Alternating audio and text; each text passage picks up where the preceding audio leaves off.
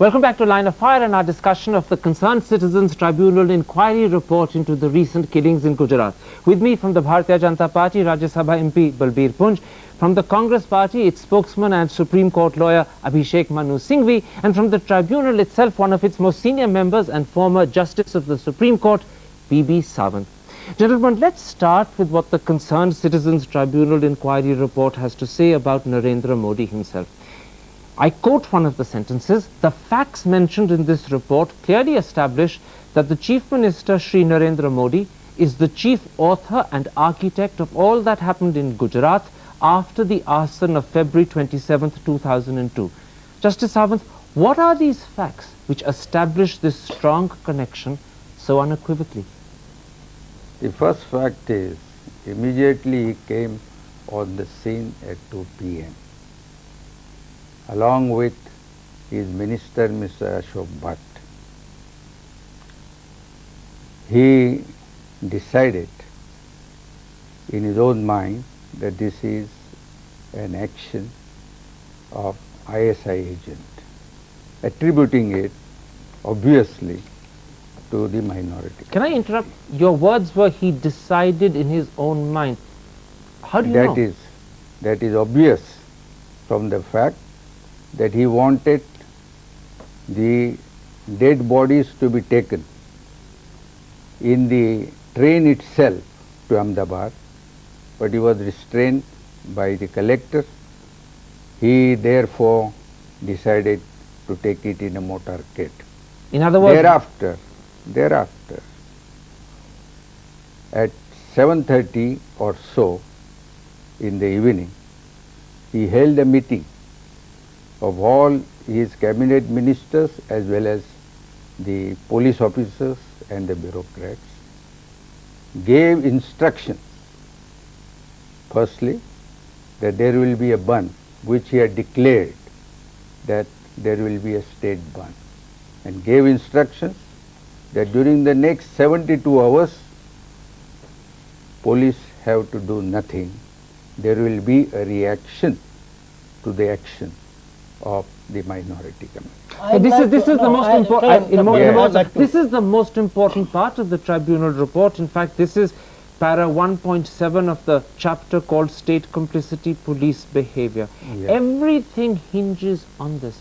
Yes. What evidence do you have that this meeting took place, that he participated and that he gave the instructions to the police, as you've just said? What evidence do you have of that?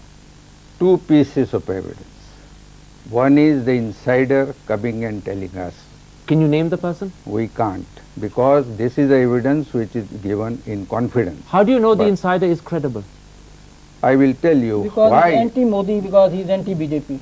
Why is credible? If Mr. Punj doesn't make it a political report, I would be happy. Please continue. I'll give you another instance. One is the insider. What's the second evidence? Second evidence is, on 29th May, a national daily published a report saying that there was this meeting, the police officers were present, the Home Secretary was present, Additional Chief Secretary was present, and these instructions were given.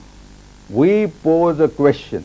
But hang on, you're Modi. Saying that a report in a newspaper is credible, therefore the meeting took place. This is 29th May. But after we had recorded the evidence, on 29th May, the national newspaper posed a question to Mr. Modi, either to deny or accept the report. And he didn't respond? He has not responded till date. Mr. Punj, you're not just a member of the Rajya Sabha from the BJP, you're also a close associate of Mr. Modi, perhaps even a friend of his. It's not just that he participated in this meeting where instructions were given to the police not to take action to contain the reaction that was expected. He's also charged with having deliberately brought dead bodies in open cavalcades, failing to order preventive arrests, supporting the Gujarat Band called by the VHP, lying that the riots were over when they were not, and a whole lot of other things like differential compensation, failing to visit camps, failing to postpone exams. How do you react to the evidence, and does it justify the conclusion that he should be prosecuted and removed from office? See, this entire report is highly prejudiced. is based on half-truths.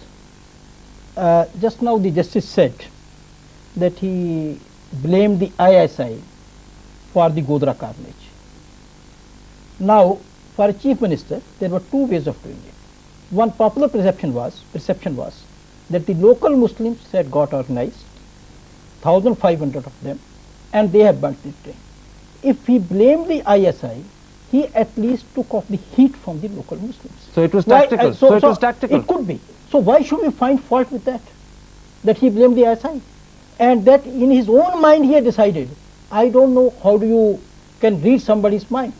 And number two, he was talking about the non-action in first 72 hours.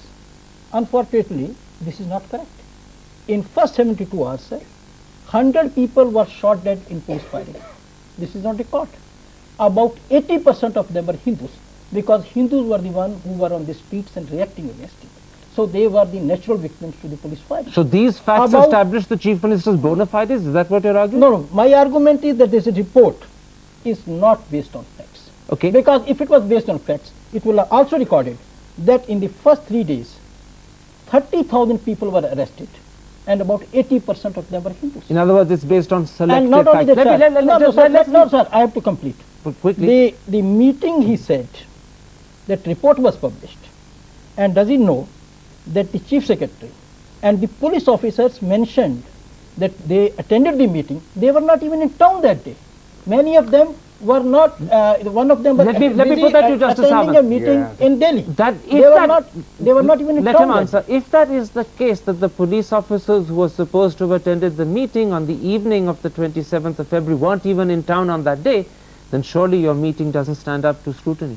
That is not correct. How do you know? Sir, let him answer. How do you know? Because the action which followed thereafter, or rather inaction for 72 hours, no police came to the protection of the victims. Mr. Singhvi, let me bring Mr. Singhvi in. You've heard the nature of the evidence. You've heard the nature of the response. You are not just a Congress spokesman, you're also a Supreme Court lawyer.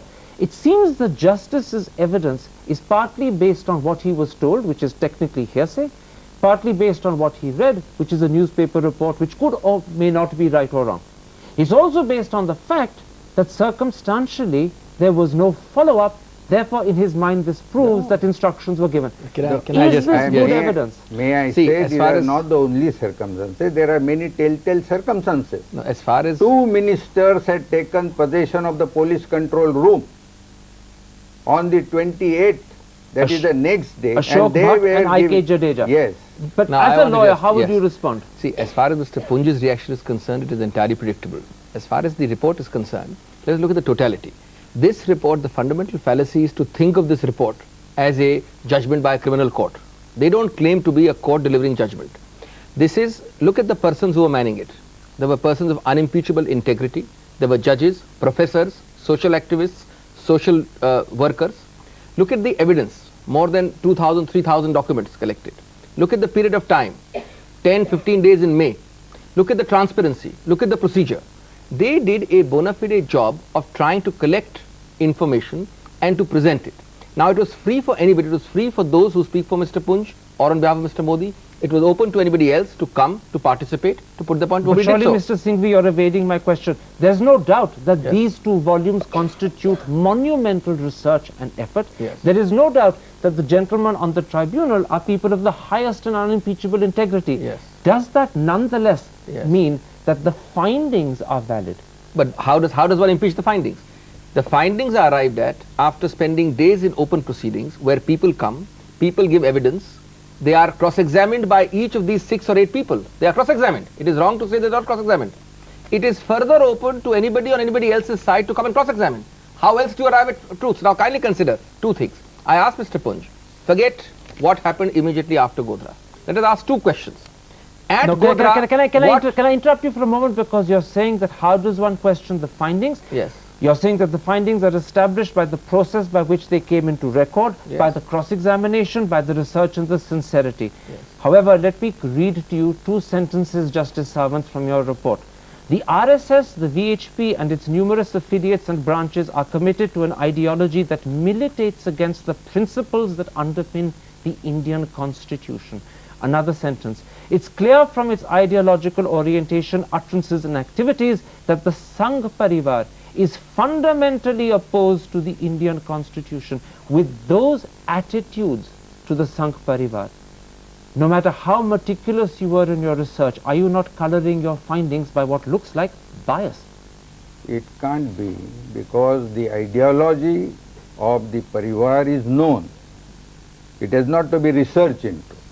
But the conclusion that it is antithetical to the Constitution is an interpretation, and that's yours. That is correct. Doesn't that colour your findings? They Sir, are has against anybody from the Sangh Parivar ever said that they are opposed to the Constitution of the country? Do They they? are We opposed. endorse the Constitution, we respect the Constitution, we have a central government functioning under the central government. With respect, Mr. Balbir Punj, and I know that this will be an analogy that will be anathema if not offensive, but when Hitler came to power, he came to power swearing by the Weimar Constitution, then he passed an enabling act to give himself dictatorial powers and superseded. People who supersede constitutions Only don't precedent we swear. have in this country is that of Indira Gandhi, and we were the people who fought against emergency, against her rule. If there is any such possibility, it is from the people who uphold Mrs. Gandhi as a leader. Karan, I think one thing is forgotten. Apart from this report, there is a National Human Rights Committee report as well. People forget. I mean, everybody can be wrong as far as Mr. Punj is concerned, but here you have a statutory commission which gave a very strong report. They are also biased. They also went there and looked at the air and did nothing concrete.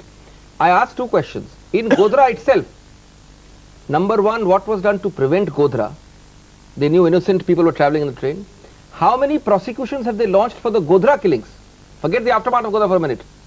How many police officers have they suspended for not being able to do anything in the Godhra event? In other words, failure to take proper action after the event proves that they were complicit But during just the now- event. but Is just that what now- you're saying? No, but just Certainly now- what happened after Karan, Godhra Karan- was such a failure of a monumental nature that if the state government had taken, it is not possible. It is the state government which has intelligence information. It is the state government which has personnel. Let me It is put the that- state government which has personnel. Let me It put is that not to- possible No, for this no, carnage to Mr. happen Punj, Mr. Punj, if the it's a- state government is strong. It's a very good point that he's making. Let me responding put to it before you answer it. He's pointing to the fact that according to the report, as many as 150... Sir, I heard him just now. You haven't heard the facts. 150 people of the Sangh Parivar have FIRs lodged against them. Some of them, in fact, are as senior as the Bhavnagar City VHP President Om Trivedi. No action taken. And secondly, the Gujarat VHP President, Keshavram Kashiram Shastri, has twice in interviews to Rediff.com confirmed that number one, lists of Muslim shops to be looted were drawn up on the 28th morning, and secondly, that the violence was planned, not spontaneous. How do you answer all of that if you believe that this report is purely written on the basis of prejudice? Sir, let me first respond to Mr. Singhvi. Mr. Singhvi just now said that there are innocent people in the train. Sir, you said it just now? I said, Innocent people in the train? yes, certainly there are innocent. The people who died were innocent. But There is this nothing report, to deserve death. but this report doesn't say so, sir. I don't think anybody doesn't says say- that those who this died were not report- innocent. This report Those who died says were not that innocent. people who were in the train, as if they were conspirators, they deserve to be burned, or they I burnt don't think themselves. anybody can Now, say does that. your- No, does- it's no, no, clear in then the report. Nobody I can say that. read Does the your report. report... They go I by would the join you. I would join you in criticizing the report if it said that, It- sir, and it says- criticizing anybody who said that. It says, sir. It is I not think he possible has to not say. Justice read the Sawant, please report. answer. I read- Mr. Punj, let him answer. Please I would answer. entirely agree with you with that. Mr. Punj has not read the report. It is obvious. We have nowhere said that they were criminals. All that we had said is that they were full of car sabers. Let me put something to you. Because your report is often Sir, colored... sir, Let me sir, put no, this... no, Rashtra, no, but no, Mr. Karan, Punj, no, Mr. Karan, Punj, no, I have to on this thing. It says, it appears that on the onward journey to Ayodhya, there was an incident at Dhaud railway station where the car savers indulged in vandalism, terrorizing of Muslim vendors at the station. According to another version, at the Dhaud incident took place on the return But journey. this does not... Acha. This does not justify your interpretation. These are allegations. This is not... These are the findings. These are allegations of two versions. One version said this, one Just version said second. that. Read the whole of it. The whole These are only the whole allegations. chapter on Godhra, These are not overall findings. impression you get is they were gundas traveling, and probably they deserve to be punished. Let me put it like this, Justice Sawant, because in a Yeah. sense what Mr. Punj is talking about is the point I was going to make. Yeah. Given the two quotations I read out earlier, which to many look like prejudice, and given the fact that almost the entire chapter called Preparation for Violence, and it is a fairly lengthy chapter, reads like a well-crafted but deliberate indictment of the RSS, the VHP, the BD and the BJP, given all of that, do you regret allowing your views of the Parivar to color the findings? It's those views that make people suspicious of the findings. On their own, the findings might be not just unimpeachable, but deeply worrying. But with the views side by side, one affects the other, and people say these findings are colored by prejudice. Do you regret the combination? Mr. Thapar, our views are based on the activities of the Parivar which have come before us in testimony. It is not as if we had views first and thereafter we have indicted. I think one thing There was an evidence that preparations for violence were going on 6 months prior to the Godhra incident. An insider was there to give us the evidence. The modus operandi was recruit people But the problem, for Bajrang Dal activity. the problem, Mr. Sawant, is that Yeah. so much is based upon insiders who understandably you can't name, that you are either asking people to accept on faith that these insiders are credible, or people like Mr. Punj, from the opposite standpoint, will say these insiders are not credible, this is prejudice. The point is, factually, there's nothing there that one can actually build on. Mr. Thapar, all that we have said in the report is being corroborated every day. Today, if you have read Times of India report, it says that Ashok Bhatt himself was training people. Now his version is, he was training people only to defend. In other words, the whole thing hinges upon how do you interpret the facts. The facts are correct, That's the it. interpretations under dispute. We're That's going to take a correct. break at that point and come back and ask a bigger question in part 2. Is the interpretation given to the facts in this report justified, or is it prejudice, as Mr. Punj began this program by insisting? Because the whole argument hinges upon how do you respond to facts. See you in a moment after the break.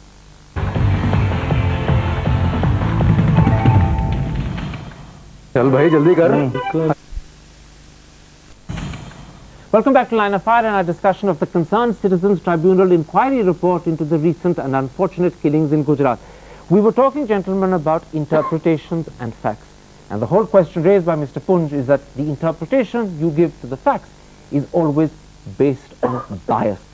Mr. Punj, let me put a fact to you in the report. Minister for Revenue Shri Hiren Pandya and Health Minister Shri Ashok Bhatt led the mobs enthusiastically in Ahmedabad. Gujarat Minister Shri Nitin Patel and Shri Narayan Lalu Patel led violence, arson and even sexual violence against women in Kadi and Unja in Mehsana respectively. Srimati Maya Kodani, an MLA who incidentally has been once again nominated by your party to stand for the same seat, has also been named by a few dozen witnesses, not one or two, a few dozen, as an active participant in the violence. Those are pure, simple, unimpeachable facts. There's no interpretation there. How do you escape from that as proof that your government was involved? See, after this Godhra and the riots started, there was a definite effort by the political opponents of the Sangh Parivar, as this document itself is an evidence, to file false FIRs. And in fact, in some of the FIRs, you have named one individual at 3 places at the same time. Even this has happened. There is an ex-minister, and in FIR in A police station there is a FIR, in B police station there is a FIR, as if he is some Lord Krishna who can be present at 5 places at the same time. You don't always go by the FIR. So you're saying the fact that there are 150 people, as I mentioned earlier in part 1, all from the BJP, VHP and RSS, against whom FIRs are lodged but no action taken, that is because the FIRs are false. Because if FIR is lodged, police has to investigate also. And you just can't go by the FIR. Is that credible? Well, I think the facts are very stated in great detail. There is no answer to the facts you just read out. That can't be a matter of interpretation. But I want to make 3 or 4 quick points. One is, I don't certainly speak for the committee. They don't need me to speak for them. This has to stand or fall on its own merits. But what perhaps is forgotten is there are some parts of the report which also indict some workers of the Congress. Volume 2, pages 100, 101, 162, 163 and other pages, I am sure, say that. So it's not as if it's completely one-sided. Secondly, why is it that the Congress has asked for a white paper on Godhra? Today we find that, forgetting post-Godhra, the bleeding heart of the BJP for the Hindus, For the Godhra incident itself, there are no prosecutions, there are no suspensions. Sir, our We heart want beats for all We Indians. want a white paper because we are concerned about those who died at Godhra. What is there about that? And is, Number your, and three. is your Number demand three. for a white paper now further emphasized by the findings of this Naturally, report? it confirms our suspicion, and Karan, it is not this report. It is So not the a white Congress paper. party, It is so a the Congress party takes this report very seriously. It takes it very seriously because it is part of a continuum. One The moment, continuum one started with the NHRC, One moment. this report, you are and a our worst suspicions. You are a spokesman, an official spokesman for the Congress party. You are also in your own right a Supreme Court lawyer. This report also calls unequivocally for the prosecution of the present Chief Minister and the members of his government. Were Congress to come to power, will you initiate that prosecution? Karan, we have not only will initiate, we have said so in our manifesto. We have said there will be special courts. We have said that we will prosecute each and every one, be howsoever high he may be. We have said so in writing. And we have asked for a Godhra white paper, which they are shying away from for the last 6 months. And one more thing I want to say. Forget everything else. Will Mr. Punj deny that there is a clear attempt by his Chief Minister to at least take advantage of the post-Godhra? Godhra happened in February. Immediately, forgetting everything else, But he dissolves the assembly. He wants to have elections. Is Does that that, an does attempt that to take argue that advantage? he is complicit in the events that happened? See, complicity is a matter of inference ultimately. Nobody is going to say, he's not going to stand up and say, I am complicit.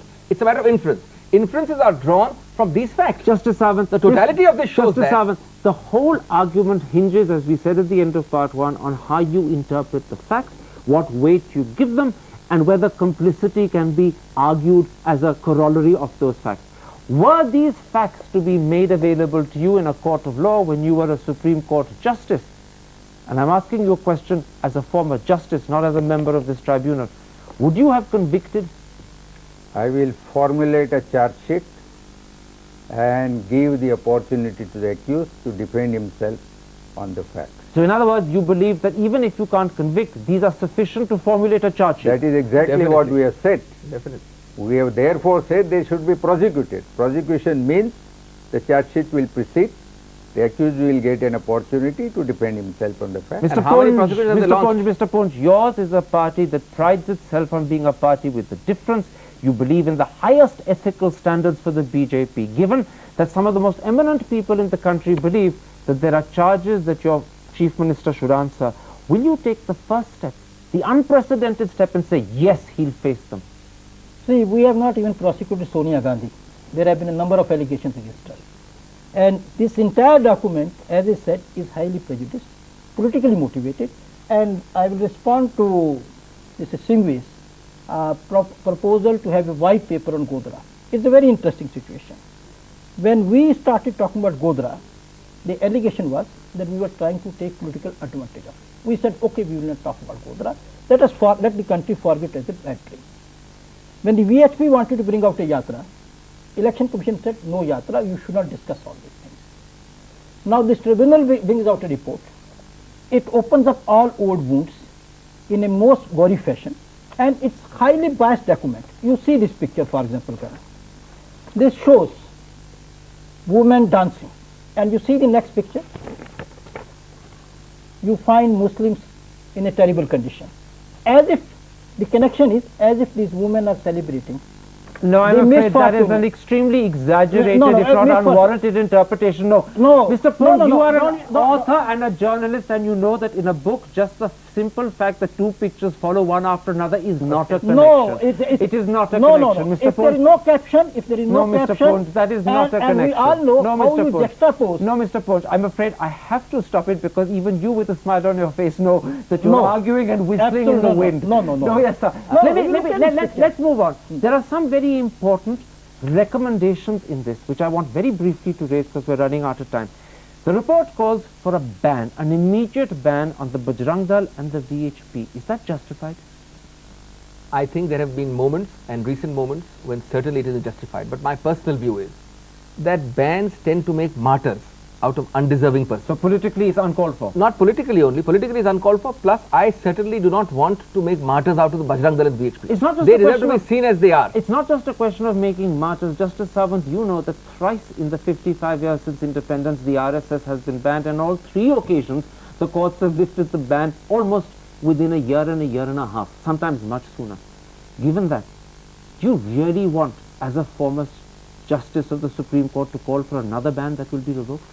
I want ban on all organizations who are spreading communalism and their activities are leading to the division in this country, conflict and violence. So you're, regardless of the history of how bans on the RSS have been treated, you're It matters determined to very press for little. this? It is not only RSS. All organizations, whether they belong to one religion or the other, which are indulging in communal activities, disrupting the unity of this country, and peace must be banned. Mr. Ponch, If we are true to secularism. Mr. Ponch, 30 seconds to reply to that before we take a break. I Rightly, you don't- should have the last word. I don't know how the judge will look at Arminder Singh's participation in Shri Gurudwara Prabandhak Committee elections in Punjab recently. Don't you think that he tried to communalize? Don't you think from 1984 Congress has been playing a communal card? And will the judge demand a ban on Congress also? In other words, Punj's in other examples words, are so inapposite, they Why- answer themselves. why- He talks of Sonia Gandhi when he talks of Modi's card. Definitely. He talks of Amarinder Singh when he talks of RSS ban. What is the Definitely. connection of these examples? No, because What is the Amarinder connection? Singh did I asked- participate Gentlemen, in... we are not going to get into what Amarinder Singh did or There's did no not do. analogy Let's at all. take a break. I There's no want the analogy. audience to have a chance to question you. They've heard our discussion about this report. They know some of the facts. More importantly, they know the differences of interpretation. Now, let's have the voice of the people, such as it is represented in the studio, talking to these three gentlemen. That's in a moment's time after the break. See you then. Line of fire and the last part of our discussion on the Concerned Citizens Tribunal inquiry report into the killings in Gujarat. Now for the voice of the people as represented by those in our studio. Our first question comes from the lady in the red. Yeah, Mr. Punj, I want to ask that now nearly 15 to 20,000 people are missing from Gujarat when the survey is conducted. After communal rights, no proper settlement was given to Muslim peoples who are beaten, who are people who are Who accused, suffered. who are suffered. For that, what you want to say that nearly 15 to 20,000 people are there in the voter list, but they are not in the Gujarat. Punsab, boliye. See, one, that this is a misconception that only Muslims suffered. It was a communal right.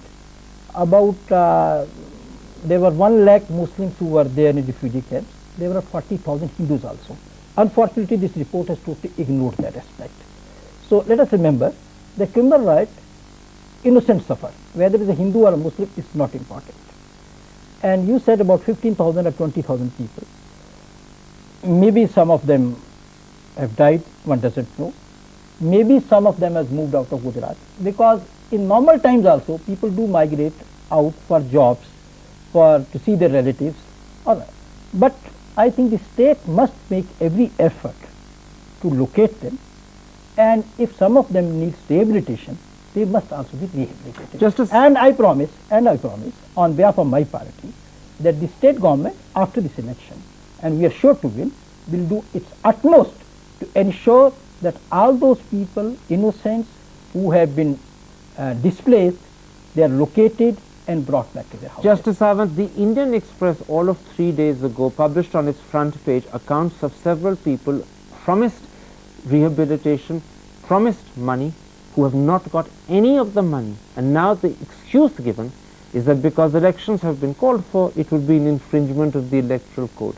Is that, in your eyes as a former justice, a justified and sufficient explanation? Not at all. Giving relief to those who have been in demand of relief for months together is not a breach of any electoral code. In fact, these most of our friends do not know, they were given hardly 7 liters of water.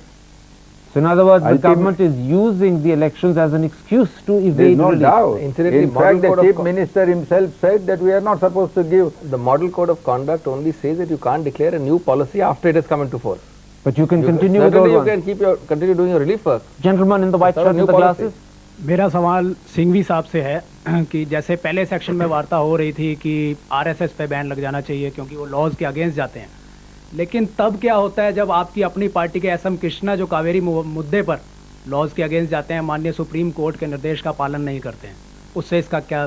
देखिए, 2 बातें हैं इसमें। पहली बात तो आप खुद ही अपने आप जब बोल रहे थे अभी, तो आपको मुश्किल होगी ऐसे किसी भी संस्था का नाम लेने का जो कांग्रेस की पारिवारिक संस्था हो जिस पे बैन लगाया जाए। आप ऐसे कई सोच सकते हैं, वीएचपी, बजरंग दल, आरएसएस, लेकिन कांग्रेस की आज 50 वर्ष की इतिहास में ये तो आपके मुख्यमंत्री की बात कर रहे थे, पारिवारिक संस्था छोड़िए।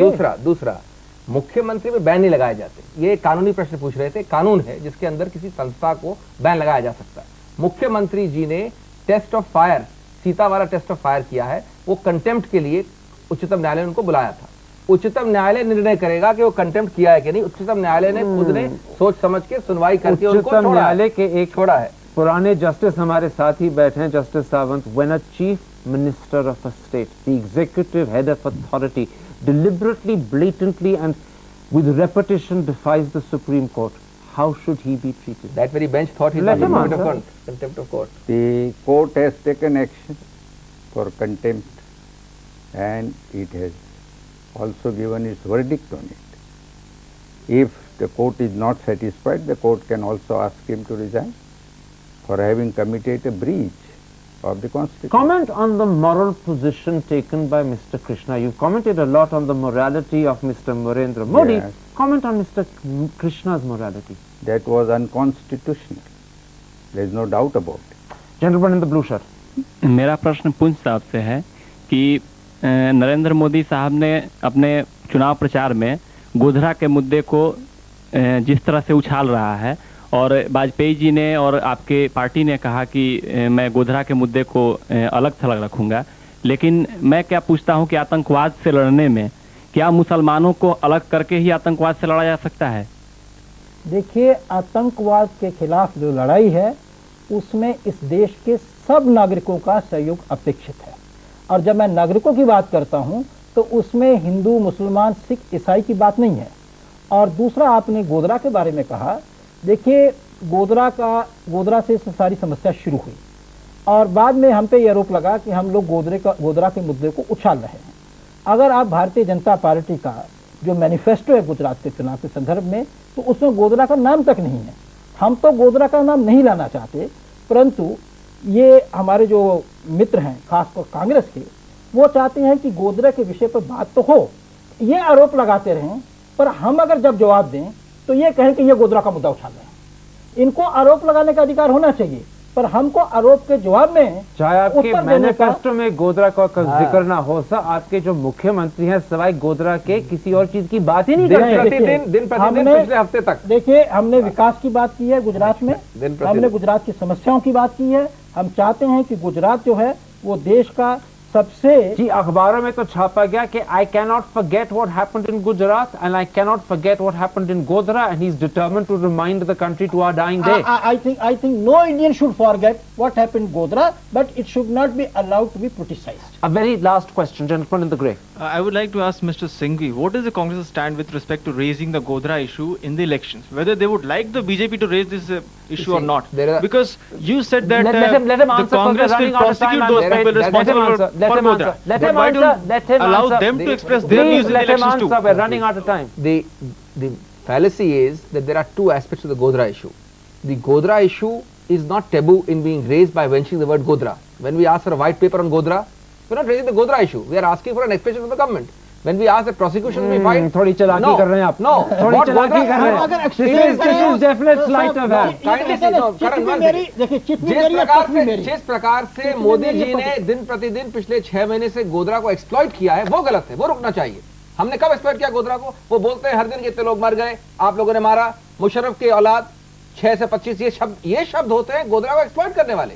हम व्हाइट पेपर के लिए गोधरा एक्सप्लॉइट नहीं करते। Okay, I'm afraid on that note we've run really right out of time. My thanks to all three of you for having come here, for having taken the trouble to read this report and to discuss it. My thanks to the audience for their questions, and I'm sorry I had to cut you, but as I told you, we're running right out of time. That's it for this week. We'll be back next week. Make sure you two are with us. Till then, goodbye. Good night.